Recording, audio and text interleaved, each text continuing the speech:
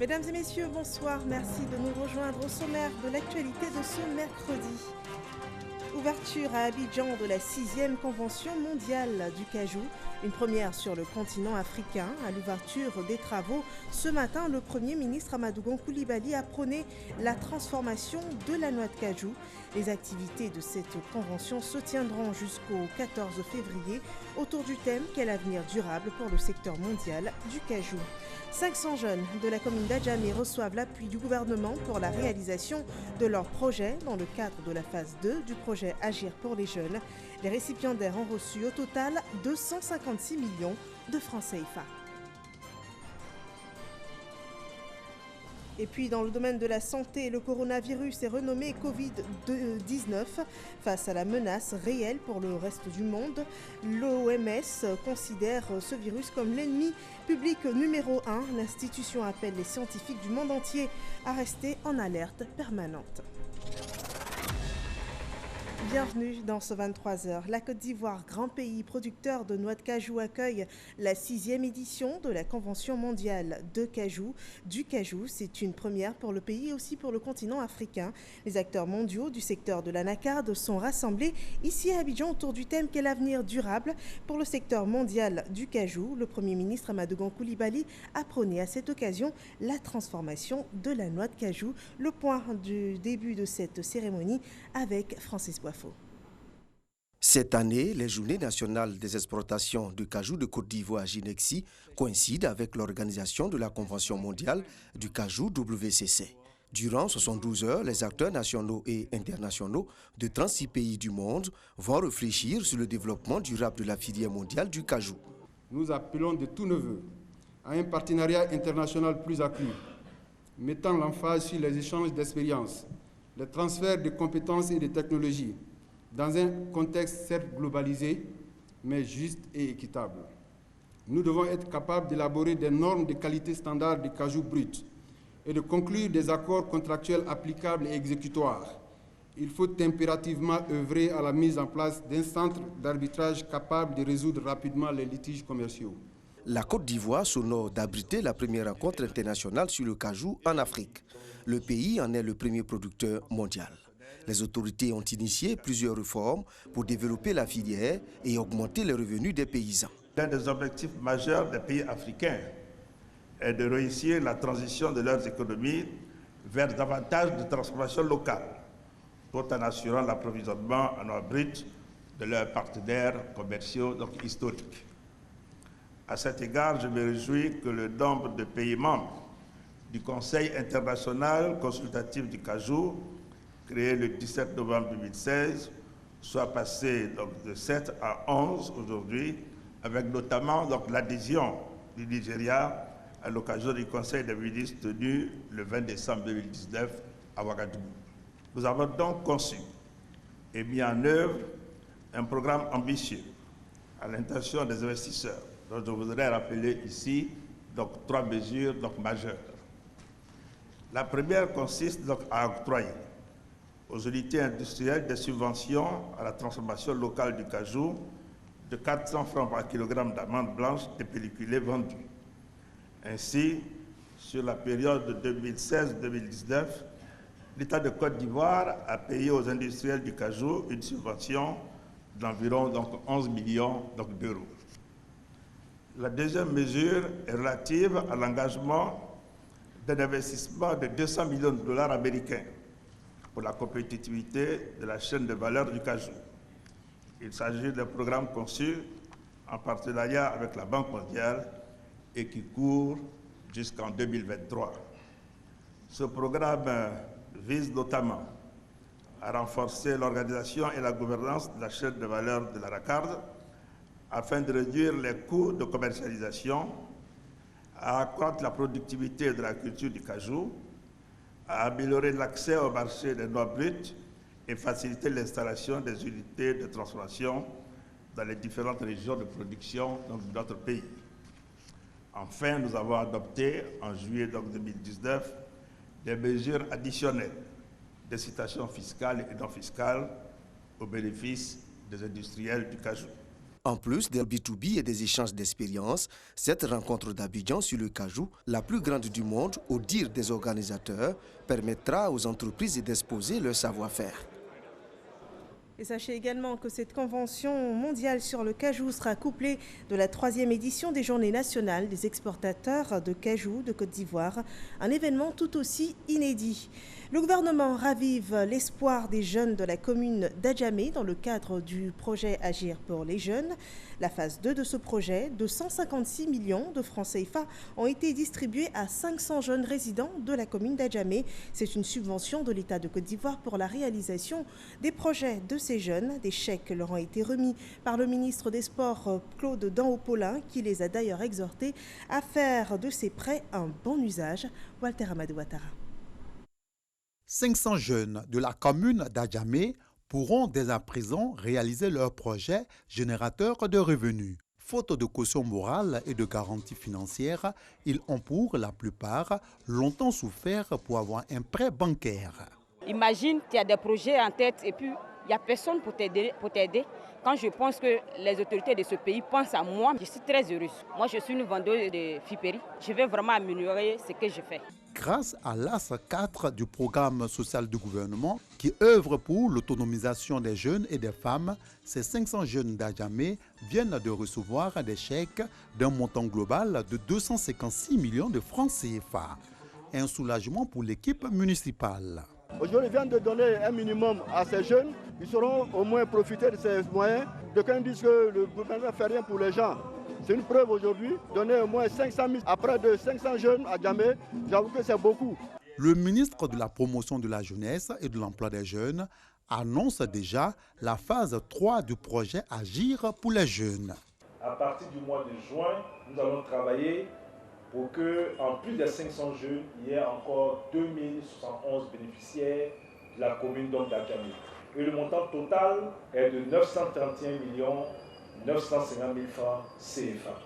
Au nom du Premier ministre Amadou Koulibaly, le ministre des Sports exhorte les jeunes bénéficiaires à travailler avec probité et courage afin de se construire un avenir meilleur. Prenez votre destin en main.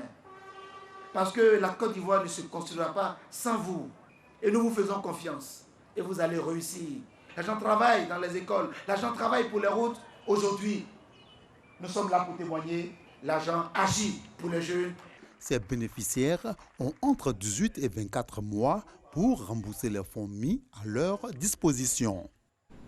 Et le gouvernement agit aussi pour la salubrité. La nouvelle politique de gestion des déchets est en cours d'application. Et dans ce cadre, les responsables des centres de transfert de déchets d'Anguédédou 1 et 2 ont reçu de la ministre de l'Assainissement et de la Salubrité leur cahier de charge. Le point avec Raskando. La ministre de l'Assainissement et de la Salubrité remet le cahier de charge aux responsables d'Eco et Burni, l'une des entreprises chargées de la gestion des déchets dans les zones nord et sud du district d'Abidjan. Objectif, respecter les engagements pris par les deux parties. Le gouvernement, pour sa part, a créé les conditions de durabilité du projet en réaménageant justement son appui financier au secteur et désormais les ressources également de ce secteur sont sécurisées pour que les différentes entreprises intervenant à Abidjan soient payées à bonne date. Tous ces efforts consentis par le gouvernement nous obligent également, dans le cadre de l'exécution du cahier des charges des opérateurs, à une très bonne exécution, afin de mettre un accent particulier sur la qualité du service. Nous avons formation tous les jours sur toute notre hiérarchie d'employés. Nous sommes plus que 2500 personnes à travailler ici. Mais notre formation, elle est faite sur tous les niveaux de nos employés. Et c'est avec ça que nous irons améliorer notre qualité de service. Après ce centre de transfert des déchets, c'est au tour de la société écologique tuniso-ivoirienne Ecoti SA de recevoir la ministre. Ici aussi, le premier responsable a reçu le contrat qui le lie au gouvernement.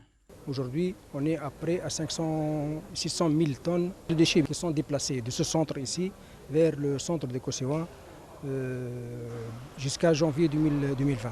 L'objectif de ce projet, c'est que le citoyen ivoirien, il doit remarquer la différence. Si le citoyen arrive à être satisfait, nous, le résultat, on l'a acquis.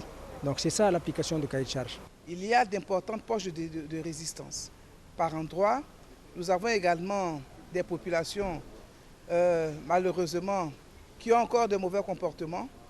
Mais c'est ensemble que nous devrons arriver à les sensibiliser et à faire en sorte que l'Ivoirien nouveau émerge très vite dans ce secteur-là. Avec la mise en route de la nouvelle politique de gestion des déchets, plusieurs pays africains sont déjà venus s'inspirer du modèle ivoirien. Et comme le gouvernement qui agit pour dépolluer notre environnement par le traitement des déchets, les experts en environnement se concertent sur les actions à mener pour lutter contre la pollution de l'air. Un colloque a mis la lumière sur les causes de pollution en milieu urbain et les maladies respiratoires non transmissibles qu'elles occasionnent. Astou Touré.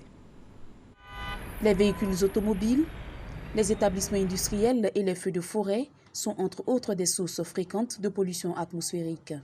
Pour améliorer l'écosystème de vie des populations, des experts et scientifiques se sont réunis en vue de trouver des solutions idoines liées à la pollution de l'environnement. Je vais rapporter aujourd'hui le cadre général du travail qui a été réalisé et je dirais les résultats proéminents communs à l'ensemble des 4 pays. Il y a beaucoup de pollution sur beaucoup de plans, ce qui entraîne beaucoup plus de maladies non transmissibles.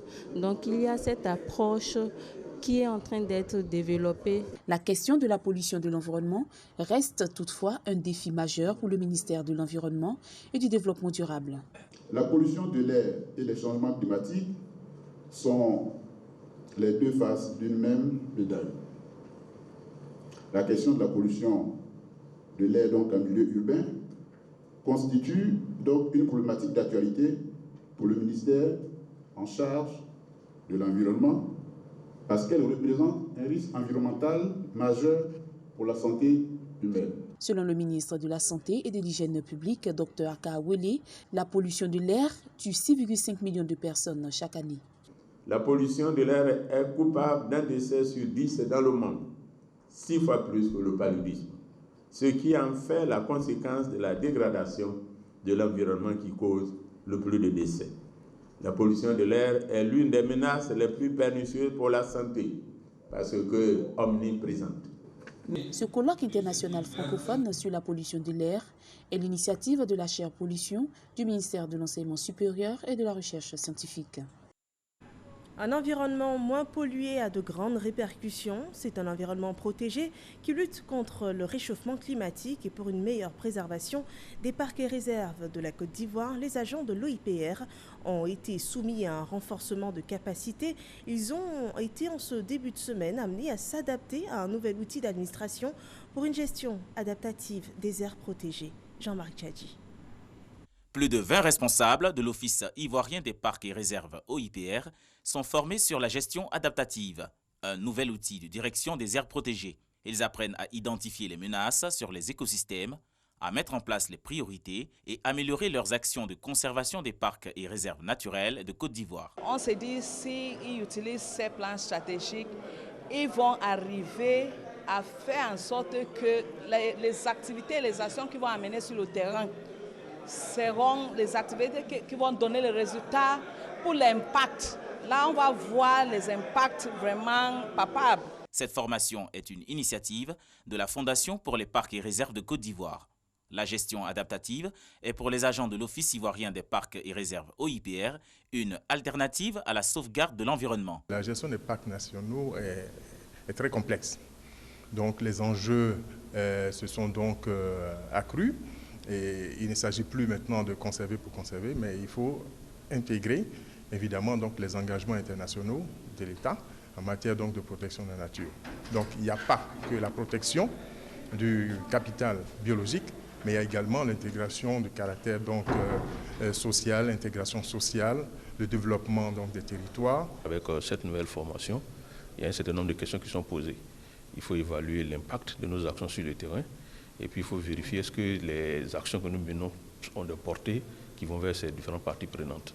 Le renforcement des capacités de l'Office ivoirien des parcs et réserves OIPR s'inscrit dans le cadre de l'évaluation de l'efficacité de gestion des aires protégées en Côte d'Ivoire par le gouvernement. Le maire de Diéné est aux commandes de Côte d'Ivoire Tourisme. Nasseneba Touré Diané a été nommée par décret lors du Conseil des ministres le 5 février dernier. Elle a reçu le cahier de charge de sa fonction hier au siège de l'institution au Plateau. C'est un reportage de Cheikh Koné. La remise de ce porte-document contenant tous les dossiers de l'Office national du tourisme de Côte d'Ivoire marque la passation des charges entre le directeur général par intérim sortant, Dr Afin Kwasi, et la directrice générale entrant, Nasseneba Touré, épouse Diané. Un moment chargé d'émotion pour celle qui était jusqu'ici le premier magistrat de la commune d'Odiéné et lauréate du prix d'excellence du meilleur maire de l'année 2014. C'est des sentiments de joie et de bonheur qui m'animent en ce moment.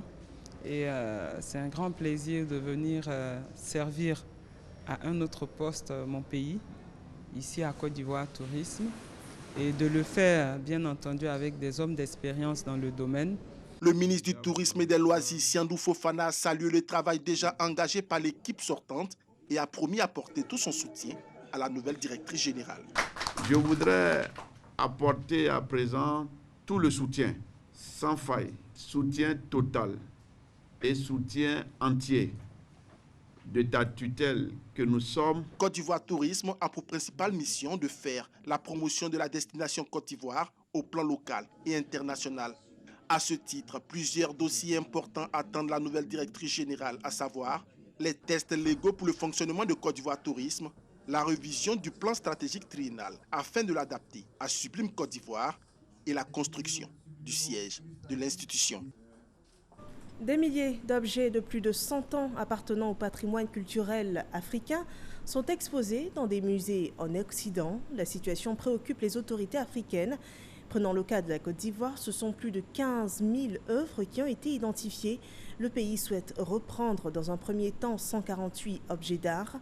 Une démarche de restitution doit donc être mise en place et l'Académie des arts et des cultures d'Afrique et des diasporas africaines porte la réflexion pour établir les enjeux de cette action. Franck Quadio pour en parler. Plus de 15 000 voire 20 000 pièces et œuvres culturelles se trouvant éparpillées au-delà des frontières ivoiriennes, des objets de plus de 100 années d'âge à forte valeur économique, quelques 6 000 milliards de francs CFA. Les États africains dont la Côte d'Ivoire ont engagé une action de restitution de ce patrimoine. L'ASCAD, Académie des sciences, des arts, des cultures d'Afrique et des diasporas africaines, initie alors la réflexion. L'enjeu actuel, c'est que chaque pays veut avoir son patrimoine chez lui. Alors les enjeux, c'est de savoir comment nous mettre ensemble au niveau des pays africains pour réclamer ce patrimoine, comment le faire revenir chez nous, comment le reconserver, comment nous le réapproprier et comment lui conserver sa valeur. Restituer le patrimoine, mais aussi résoudre plusieurs préoccupations, entre autres la réappropriation de ces pièces, la disponibilité des instruments locaux de conservation. L'enjeu pour nous, c'est de nous demander est-ce que nous sommes en mesure d'adapter cette institution muséale de type occidental à la pratique sociétale des musées dans nos pays. Si on le peut, c'est tant mieux, mais si on ne le peut pas, il faut en ce moment-là imaginer des formes de réception, des formes de mise en espace, des formes de scénographie de ces objets que tout le monde attend. Donc ça suppose aussi de mettre en place tout un réseau, tout un collège de chercheurs qui vont permettre à ces objets d'avoir de nouvelles évidences. 2 jours donc pour faire le tour de la question et envisager des pistes et propositions de solutions. L'État ivoirien, quant à lui, se prépare. 12 musées régionaux sont en projet et un musée de stature internationale sera bientôt inauguré. Dans le domaine des médias, Serge Koléa, le Super Ebony 2019, a reçu les clés de son véhicule. L'un des lots annoncés à la grande soirée des Ebonies le 18 janvier dernier, soir du sacre du journaliste. La RTI, l'UNJCI étaient aux côtés de l'heureux récipiendaire. Pour l'occasion, Davy Soyo et Franck Quadio.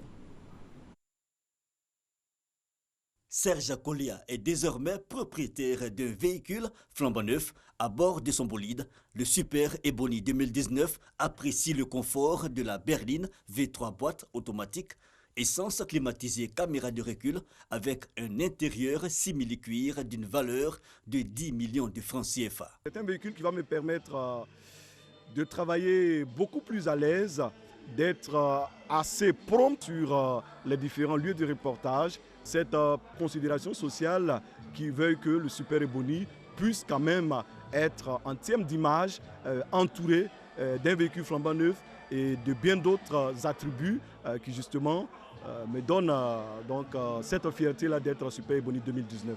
À travers cette action, l'Union nationale des journalistes de Côte d'Ivoire, UNJCI, et ses partenaires, notamment la radio-télévision ivoirienne RTI, dont le directeur général Fousseni Dambélé, représenté par son conseiller David Mobio, et United Motors viennent de joindre l'acte à la parole. En plus du véhicule flambant neuf, le Super Ebony qui est Koléa ira avec trois terrains avec ACD. Ce sont des terrains qui sont à Bassam, à Abidjan et puis à Tafiré. Les journalistes sont un corps d'élite. Ça demeure l'une des corporations avec laquelle il faut compter dans toutes choses. Il était important pour nous de nous rapprocher de cette coopération-là, de bien vouloir saisir l'opportunité qu'ils nous donnent pour pouvoir permettre à ce que chacun se déplace.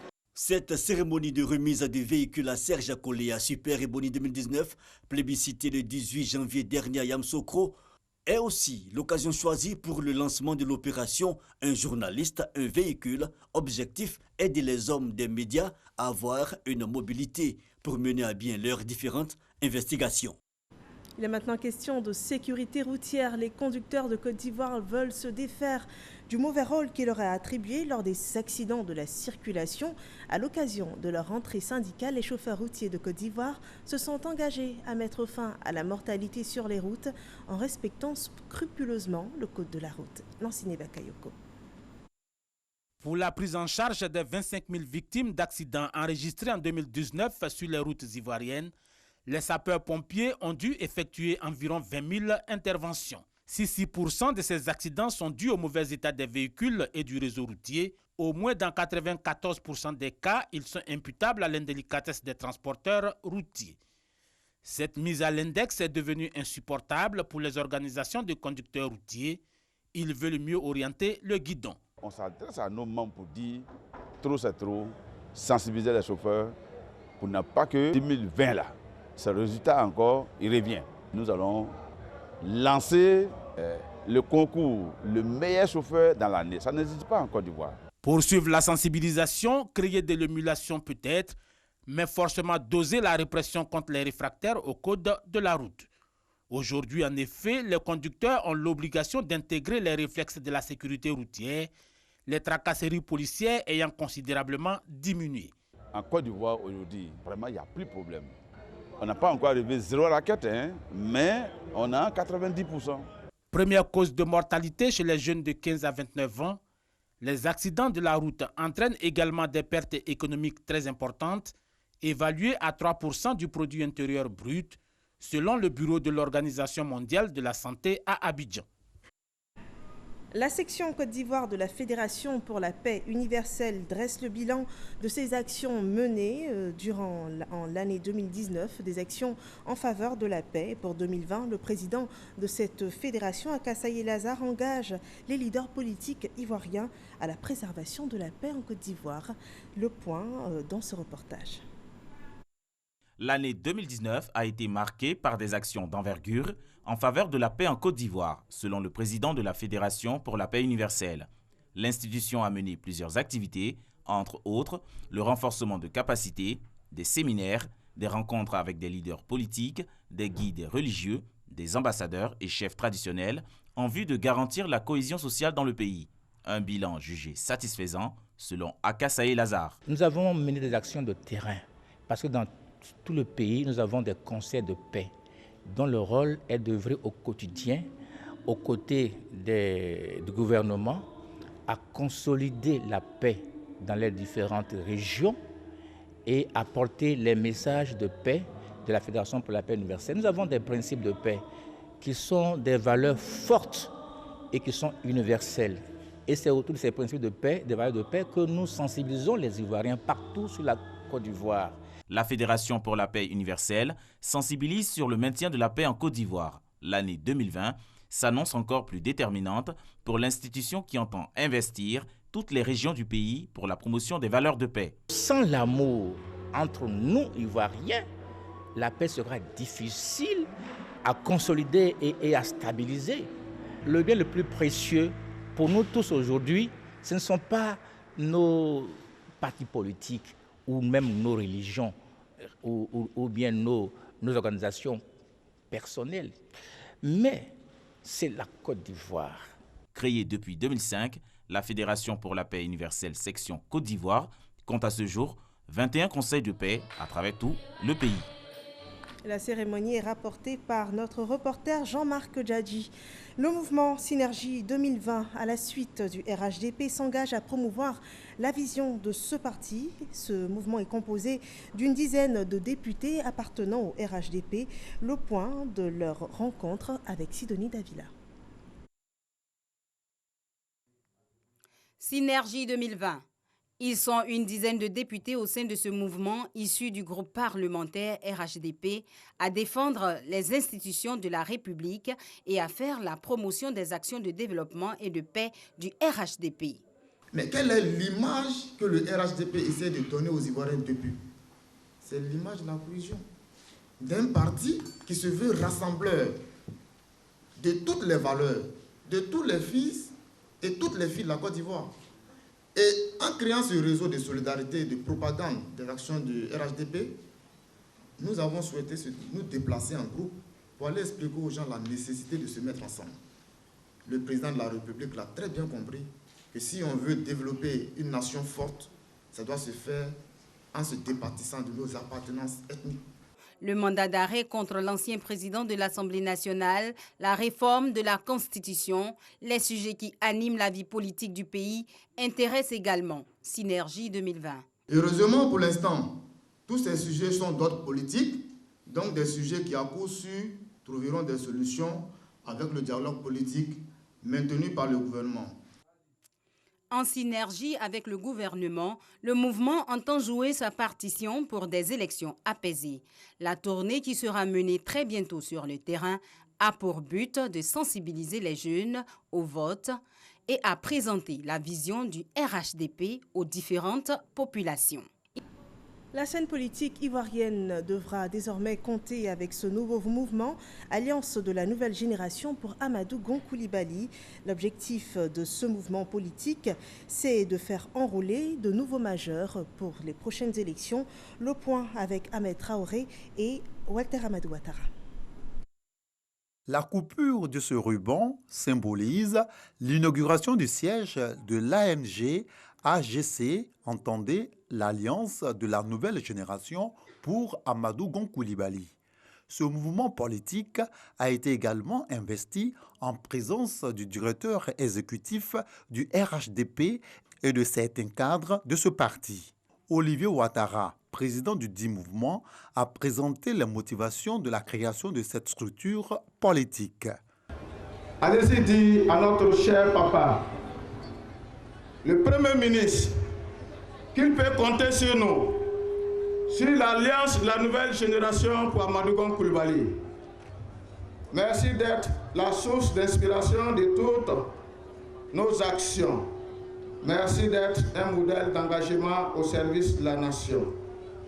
Un message bien perçu par les cadres du RHDP qui se sont réjouis de la création de ce mouvement politique. Ce mouvement dénommé ANG pour Amadou Gon Coulibaly vient d'adhérer au RHDP et donc nous sommes venus leur passer le message du président et leur expliquer que les jeunes qu'ils sont, que la Côte d'Ivoire de demain c'est eux. L'avenir, la paix, l'unité de la Côte d'Ivoire, la stabilité de la Côte d'Ivoire se trouve au RHDP. Selon ses leaders, les militants de l'ANG AGC se sont donnés pour mission de parcourir toutes les contrées du pays. Ce, pour contribuer à la victoire du RHDP aux échéances électorales à venir. Le coronavirus, renommé Covid-19 par l'OMS, est l'ennemi numéro 1 mondial du moment. Pour l'Organisation mondiale de la santé, ce virus peut avoir des conséquences plus graves que n'importe quelle action terroriste. S'exprimant lors d'un séminaire réunissant plus de 400 chercheurs et représentants d'autorités sanitaires nationales à Genève, le numéro 1 de l'Organisation mondiale de la santé a appelé à un partage des échantillons du virus et à une accélération de la recherche de traitements et de vaccins. En attendant un remède, les scientifiques du monde entier sont tenus en alerte permanente face à cette épidémie. Fin de cette édition, je vous retrouve demain pour d'autres nouvelles sur RTI1. Portez-vous bien.